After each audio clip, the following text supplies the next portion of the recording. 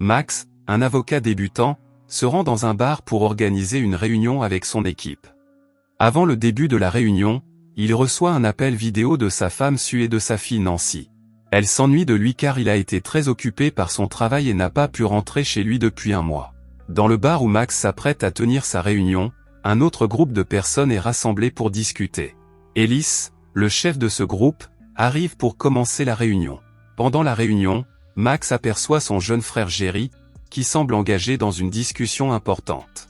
Lorsque Max salue Jerry, le jeune frère essaie de prendre ses distances, comme s'il ne voulait pas reconnaître leur relation, ce qui contrarie Max car Jerry lui rend souvent visite dans son appartement.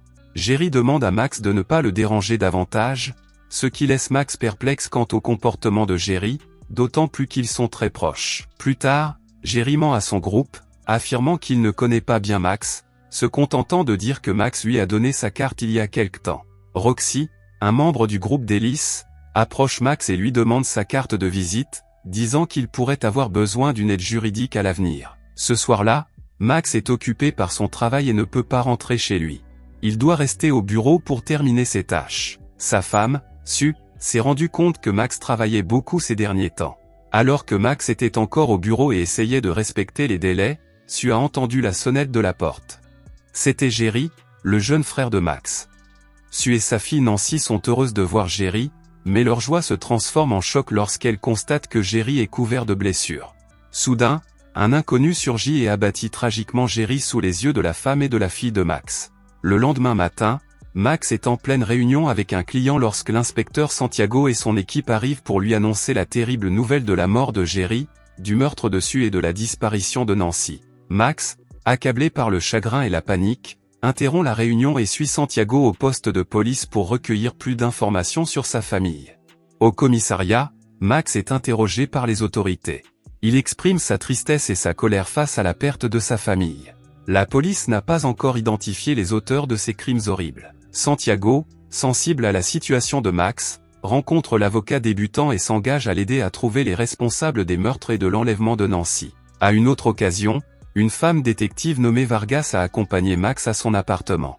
Lorsqu'il est entré dans son appartement, Max a été confronté au chaos et à des taches de sang. Il ne peut s'empêcher de pleurer lorsqu'il voit un dessin fait par Nancy. Soudain, un homme appelé Dieu, qui était l'un des assassins, a essayé de faire taire Max en lui demandant de se taire. Après une lutte, Max réussit à se libérer de l'emprise de Dieu. Étonnamment, Dieu n'avait pas l'intention de faire du mal à Max. Au contraire, il lui révèle que Jerry, le jeune frère de Max, est un aspirant policier qui a été tué après avoir été découvert en train d'infiltrer un gang criminel. Dieu a également remis à Max la clé de l'entrepôt secret de Jerry, où Max pourrait trouver des informations sur Ellis, le cerveau de l'assassinat de sa famille. Après avoir appris cette information choquante, Max se précipite hors de l'appartement par la porte de derrière, en direction de l'entrepôt secret de Jerry. L'inspecteur Vargas, qui avait commencé à avoir des soupçons lorsque Max n'avait pas quitté l'appartement, a décidé de le suivre. En arrivant à l'appartement de Max, Vargas ne trouve pas Max mais rencontre Dieu. Elle l'a abattu parce qu'il avait facilité l'évasion de Max. Blessé, Dieu fait exploser une grenade qu'il avait préparée plus tôt, provoquant une explosion qui détruit l'appartement de Max et les tue tous les deux. Max a atteint l'entrepôt secret de Jerry près du port. Il y découvre divers objets appartenant à Jerry et des preuves de son implication dans un trafic d'organes humains dirigé par Ellis. Max est choqué d'apprendre les activités criminelles de Jerry, en particulier la façon dont il a volé l'argent de la vente d'organes et l'a caché dans l'entrepôt. Animé par la colère et le désir de se venger d'Ellis, qui lui a enlevé toute sa famille, Max décide de prendre les choses en main. Dès cette nuit-là, il fabrique plusieurs couteaux de lancer, qu'il compte utiliser dans sa mission de vengeance. De l'autre côté, Ellis et son gang ont tenu une réunion secrète au cours de laquelle ils ont ordonné à leurs hommes de se disperser et de kidnapper d'autres enfants pour le prélèvement d'organes. Ils avaient encore besoin d'organes à vendre, même s'ils avaient déjà kidnappé la fille de Max. Dans un accès de frustration à cause de l'argent que Jerry avait caché, Ellis a déversé sa colère en torturant un homme à mort. Ces hommes de main, habitués à une telle brutalité, sont restés les bras croisés. À la fin de la réunion, Ellis et sa bande se préparent à partir. Mais en arrivant sur le parking, l'un des hommes de main d'Ellis, Mike, découvre un pneu crevé sur sa moto, que Max avait secrètement saboté. Ellis propose à Mike de le ramener chez lui et charge un autre homme de main, Tommy, d'emmener la moto de Mike dans un atelier. Tommy a suivi les ordres mais s'est arrêté pour uriner au milieu de la route, où Max, au volant d'une voiture, lui a tendu une embuscade avec un couteau de lancer qu'il avait préparé plus tôt. Max a également attaqué un autre homme de main avec une machette, le tuant. Un autre jour, Ellis est de plus en plus frustré par l'argent que Jerry a caché et qu'il n'arrive pas à retrouver. Peu après, certains hommes de main d'Ellis ont amené un homme nommé Ry, qui était venu de son plein gré pour rencontrer Ellis, attiré par la promesse d'une somme d'argent. Rapidement, Ry, persuadé de pouvoir devenir riche, se comporta de manière arrogante, allant jusqu'à mettre ses pieds sur la table, ce qui agaça Ellis. Ellis prend un chiffon et un morceau de plastique et les étale devant Ry. Pendant ce temps, Roxy a récupéré un objet tranchant dans une boîte apportée par un homme en chemise jaune et l'a utilisé pour tuer Ry. Après la mort de Ry, son corps a été placé sur le plastique et les hommes de main d'Ellis se sont immédiatement préparés à prélever ses organes. Un autre jour, Max s'est retrouvé derrière une voiture conduite par l'un des hommes de main d'Ellis, Juan. La frustration de Juan grandit lorsque Max roule lentement devant lui. Après plusieurs coups de klaxon impatients, Max finit par arrêter la voiture dans une rue calme. Irrité, Max se place à côté de la voiture de Juan. Il a attaqué Juan par la fenêtre ouverte à l'aide d'un couteau.